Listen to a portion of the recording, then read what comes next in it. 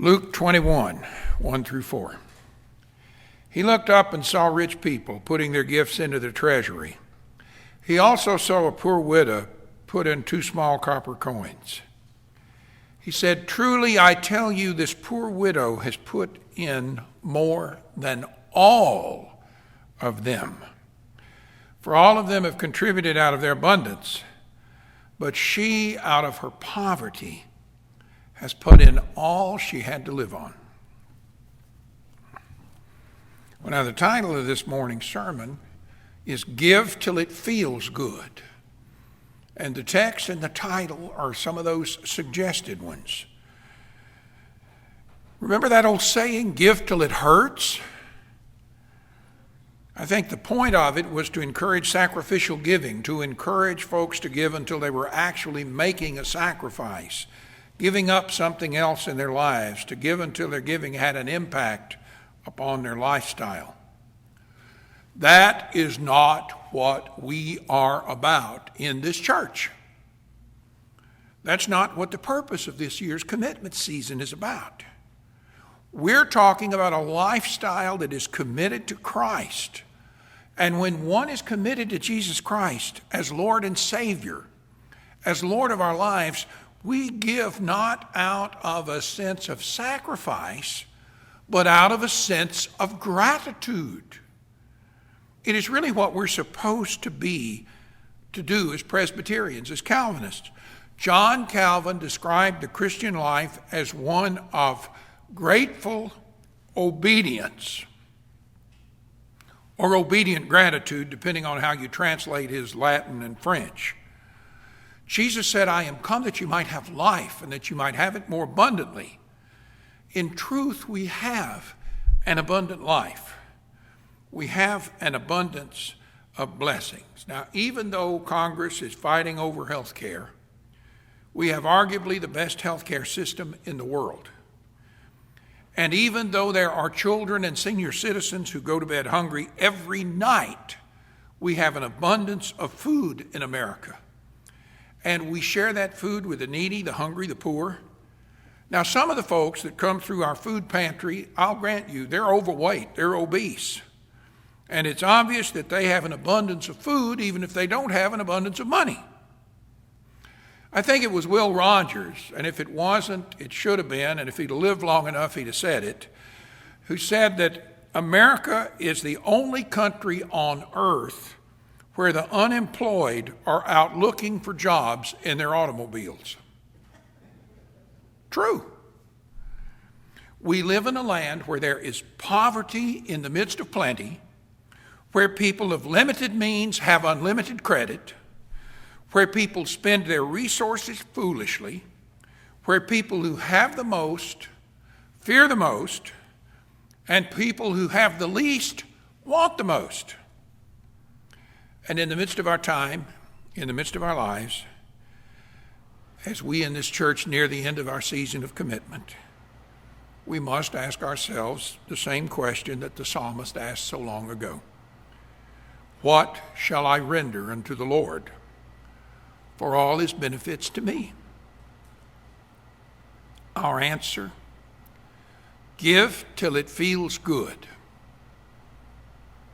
In the last year of the 20th century, that's 1999, Walter Brueggemann, professor emeritus of Old Testament at Columbia Seminary, wrote an article entitled "The Liturgy of Abundance, the Myth of Reality," the myth of scarcity. One of the points he made was that the majority of the world's resources pour into the United States, and that as we grew more and more wealthy as a nation, money, wealth became kind of a narcotic to us. He wrote, "We hardly notice our own prosperity or the poverty of others. The great contradiction is that we have more and more money and less generosity. Less and less public money for the needy, less charity for the neighbor." He added, "We never feel that we have enough, We have to have more and more. And this insatiable desire destroys us. Whether we are liberal or conservative Christians, we must confess that the central problem of our lives is that we are torn apart by the conflict between our attraction to the good news of God's abundance and the power of our belief in scarcity, a belief that makes us greedy, mean, and unneighborly. We spend our lives trying to sort out this ambiguity. The gospel story of abundance says that our lives will end in God and that this well-being cannot be taken from us. In the words of St. Paul, neither life nor death, nor angels, nor principalities, nor things present, nor things to come, nothing can separate us from the love of God. A lot has happened since Walter Brueggemann wrote those words in 1999. The tragedy of 9/11 and the crash of the stock market that followed, the hurricanes and tsunamis of 2004 and 2005, the collapse of the banking industry, the collapse of the real estate market, the decline, bailout, and recovery of the automobile industry, the bankruptcy of cities, the shutdown of the government. We couldn't imagine that in 1999. Fortunes have been lost. We have experienced a recession, if not a depression. Unemployment and underemployment have become the norm for many folks we know, for our families, our neighbors, ourselves. And they're not just something that happens to someone else. My son went through a year of unemployment. We've seen business failures and foreclosures that we never would have imagined. The words short sale, underwater, upside down have taken on new meaning in our vocabulary. Yet the United States remains one of the richest countries in the world, even if we do have to borrow money from China. There are more millionaires in America now than there were 20 years ago. But you know, it doesn't take a whole lot to be worth $1 million on paper today. I know a widow in DeSoto County where I used to preach. She is living on a ranch that is worth at least that much. So her net worth is over $1 million, right? If you're living on a ranch that's worth $1 million, you're worth $1 million. She drives a truck that's at least 10 years old, probably closer to 20 by now. She can't pay the taxes on her property. Her house needs repairs she can't afford. She lives literally off her monthly Social Security checks. The fellow who leases her land to run his cattle supplements her income with his rent checks and keeps her pastures mowed and fenced. She sold all of her orange groves, most of them, to pay the inheritance tax when her husband died. And what she has left, she's lost to citrus canker, citrus greening, and Hurricane Charlie. If she could sell her land, she'd be a millionaire. If anybody wanted to buy the land, which nobody does. So she's a millionaire living below the federal poverty level. Now, she's a little better off than our widow in the scripture. The widow I know in DeSoto County is in a state of scarcity, but she isn't poor. Michael Oher, whose story of his rise from poverty to the National Football League is told in the book and movie The Blind Side, one of the most inspirational stories you'll ever read, and his book, I Beat the Odds, is even more inspirational. In that book, I Beat the Odds, Michael Oher says that you are not poor if you know where your next meal is coming from, and that for most of his childhood, he was poor. The widow in the temple had not a clue where her next meal was coming from, and she put everything she had in the treasury in the temple. 2 coins, total value 1 penny. Now, she could have bought a crust of bread with that money. She could have bought a little cake of meal and oil. She might have bought a sparrow.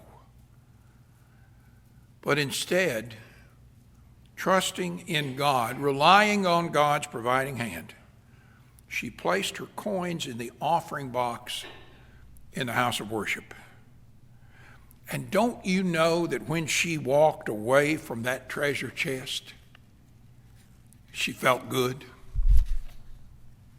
In the immortal words of Bobby McGee, freedom's just another word for nothing left to lose. She was free. She was free from the worries and fears of how she would spend her little bit of money, of how she would stretch it to make ends meet. Don't you know it felt good to not have to worry, to be so free? A colleague of mine, Valerie Bell, has served congregations with a lot of folks in nursing homes, hospitals, assisted livings. When she visits them for the first time, she takes them a gift. It's a little ceramic or rubber or plastic frog. And she tells them that frog, F-R-O-G, means fully rely on God. Frog.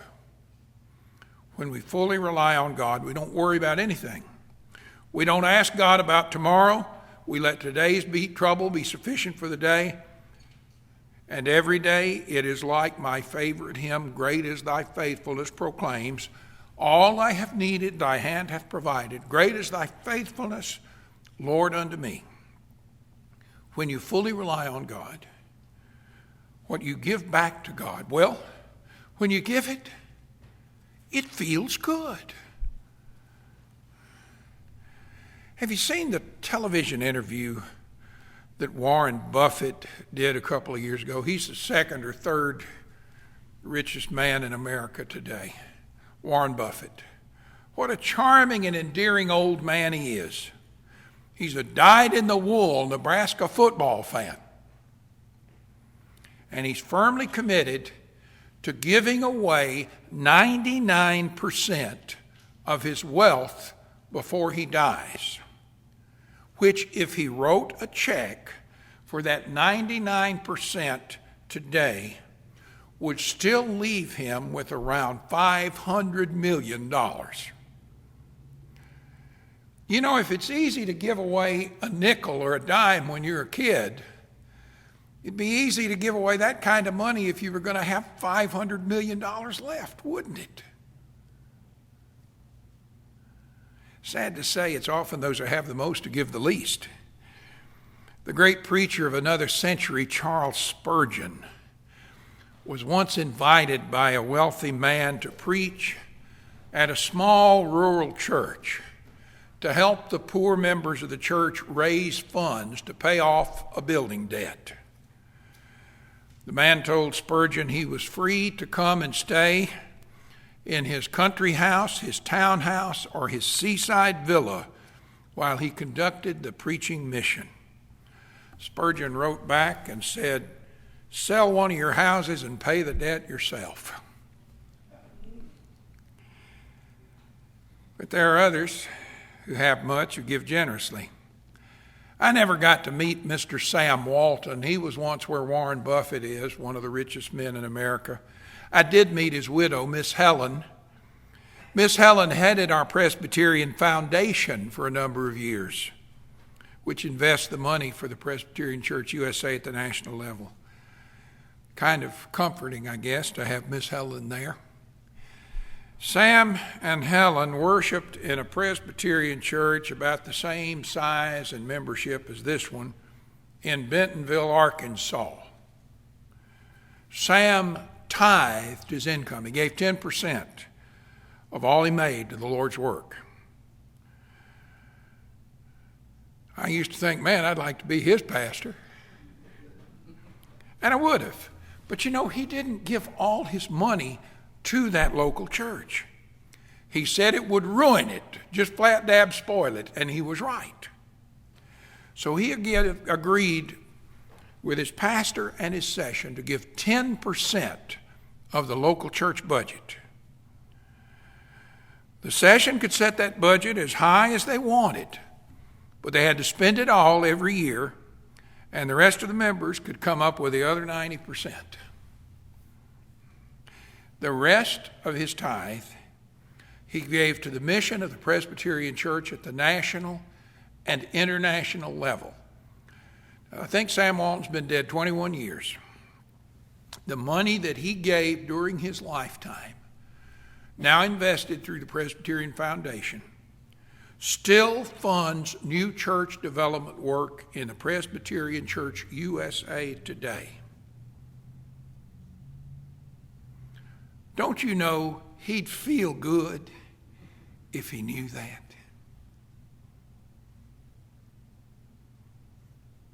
Give till it